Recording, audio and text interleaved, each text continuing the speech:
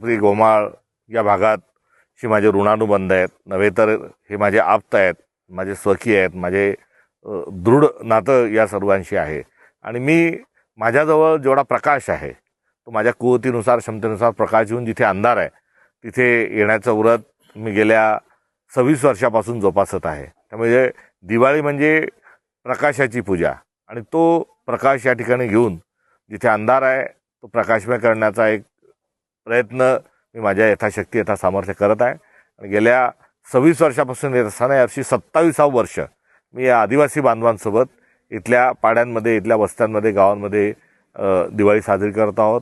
आमच्या जवळचं जे मिष्टान्न आहे ते सामूहिक भोजन, ग्रामसभा, वैद्यकीय कॅम्प आणि नवीन कपडे हा असा उत्सव साजरा करणं ही आमची पद्धत आणि परंपरा आहे।